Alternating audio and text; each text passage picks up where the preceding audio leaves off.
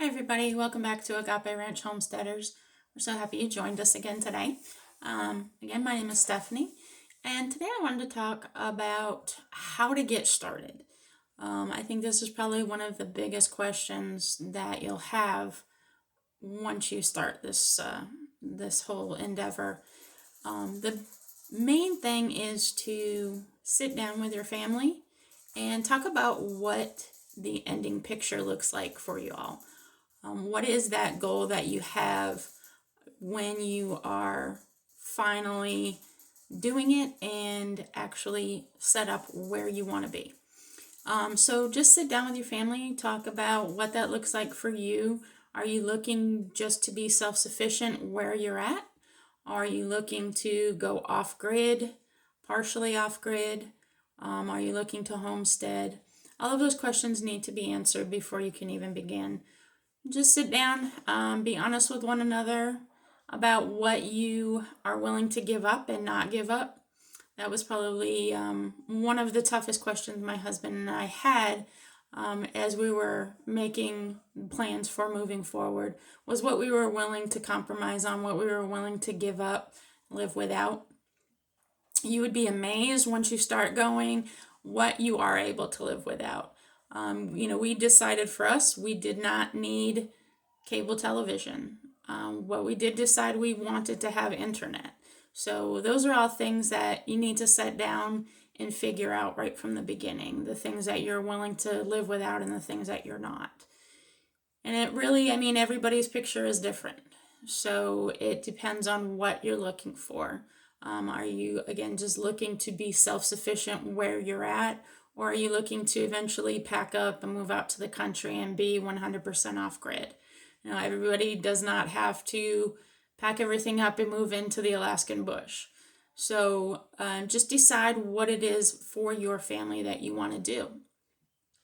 After you've laid that out and, get it down in writing, exactly what you want the final picture to be. Then you can start breaking that down into smaller, more manageable sections. Basically going to, look at what you're going to need land-wise, what you're going to need equipment-wise, what you're going to need building-wise, what you're going to need as far as financial backing. Your biggest hurdle will probably be your finances. So that's something that you need to sit down and figure out, how you're going to bring in revenue. Are you going to continue with the jobs that you have? Are you going to look to make revenue off of your self-sufficient living? But those are all things, again, that are going to be different for everybody. But just make those decisions and, again, get those down in writing so that you can start setting some goals for yourself. The next step is to figure out what things you can start doing away with now. Even if you plan on moving onto different property, you can still start cutting back some things now. Like I said, we decided not to have cable, and that was one of the first things that we got rid of even before we moved onto our current property. We got rid of cable television to see how we were going to do without that. And, we do have our internet, so we have Roku and we do streaming channels. But that was a huge, huge cut out of our financial burden, was to get rid of our cable TV and come up with different ideas, whether it was, purchasing DVDs of TV episodes or movies or whatever it is to fill that void of losing the cable television. Once you start making those changes, you'll see how quickly those finances will start to add up for you. So if you are putting away for property, or if you're putting away to, build some things on your current property, cutting back into some of those areas that you're willing to cut out are going to really help you. The next thing that I would do once you decide what you're able to cut out is to also start looking at your shopping and what things that you can change to be more economical in your shopping. When you go out say to Walmart and you're doing your weekly or bi-weekly shopping, start to look at some other ways that you can cut down and save money. Some of the things that we did were, I stopped using body wash and went to regular bar soap. And it may seem something that's simple, but when you're trying to put that money away in order to make it a more self-sustaining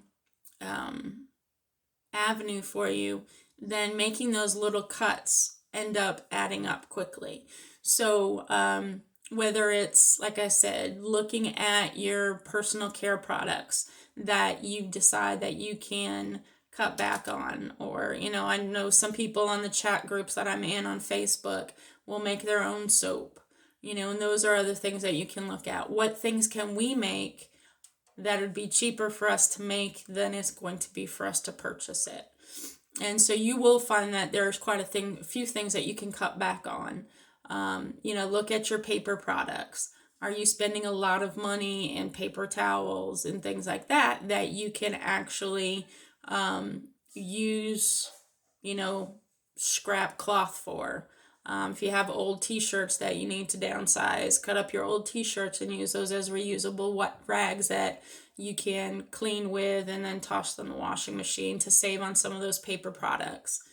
And just as you go out on your regular shopping, just look around at other options, see what's cheaper. Some other things that you can do in order to help save money is to look into some of the phone apps that help give you money back on your purchases. Some of those apps are like Fetch and Ibotta, are things that you can look into where you get money back for the things that you do purchase.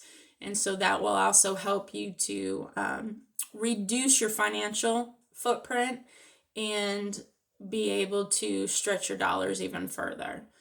The next thing that you're going to want to look at is how are we going to provide for our food resources? Are we going to raise some of our own food on our property? We decided that we were going to go with chickens is where we started, because they provided both a meat source as well as the egg proteins. And they're fairly cheap to start. The biggest expense that you're going to have is your coop, but there's also a lot of creative ways out there right now to actually house your chickens. Do a lot of research. Start reading. Once you figure out the things that you do want to do, while you're waiting to get there, start researching. Buy books that you can start educating yourselves on the care of animals, whatever animals you're looking to raise. There are a lot of nice homesteading books out there that will actually give you some ideas of do-it-yourself projects that you can make in order to help provide for yourself on your homestead. Whether it's candles, making your own candles, making your own rugs by doing like the rag rugs. There's just a lot of information out there. So start researching it. Get as many books as you can to just educate yourself. And then get into some chat groups like on Facebook, the homesteading pages and things like that, where there are going to be a lot of people on those pages that are going to be critical and negative. But don't look to those people. Look to the people that really want to give you some positive feedback, who want to help educate you, who are willing to give you advice. You certainly can shoot us an email at any time at agaperanchhomesteaders@gmail.com. We're willing to answer whatever questions we can to help get you started, to help further what you have already done. And we'll get back to you as quickly as we can. If we don't know an answer, we can certainly research that or help you research it to find out those answers for you. And then the next step is to just jump in at some point. Start small. Start adding on some animals. Figure out what you're going to do for gardening. Are you going to go ahead and have gardens? Are you not going to have gardens? If you are you going to do ground gardens? Are you going to do raised beds? Or are you going to do hydroponics? We started out doing hydroponics, which is a great way to start if you have small space, because you can actually grow quite a bit in a little bit of space. with minimal investment. It takes about $35 to get started with hydroponics just to get one system going. So it is a little tricky to figure out and master the art of hydroponics, but we will go into further videos about that and how you can utilize hydroponics in your systems if you want to. This year we are going to do hydroponics as well as some container growing. So we have some 55-gallon drums that we're going to be cutting in half and making some raised beds in those containers and growing some things in soil as well as the hydroponics. So those are all things that you need to decide right from the beginning. And it doesn't mean that, if you're not sure right now what you want to do, that you can't add that in later, but try to think through as much as possible so that you have a good concrete plan to get you started. And like I said, if you're living in the city and you just want to better utilize your space, and maybe you have a little deck or a little patio that you can put some container gardens on, that's great. That's another way to become more self-sufficient because you're growing your own food, and you can utilize that food with food preservation and dehydrating and canning and storage like that. So those are all things we'll be going over in our videos. We're going to be doing some food preservation, dehydrating, vacuum sealing, canning. I took up canning about 2 years ago. I absolutely love it. It is so much fun, and it's definitely something that you can really get into. Dehydrating, again, there are amazing things out there that you can dehydrate that I never thought of when we first got our dehydrator and our vacuum sealer. So those are all things we'll be covering as well. But just sit down as a family, think through those things. Also determine what your financial requirements are going to be once you get to that ultimate place that you're looking to get to. And then that way you can start working towards that, whether it's, a 3 to 5 year plan that you're looking to put money away to eventually buy your land, or if you just want to utilize what you currently have and just utilize it in a better way so that you are more self-sufficient.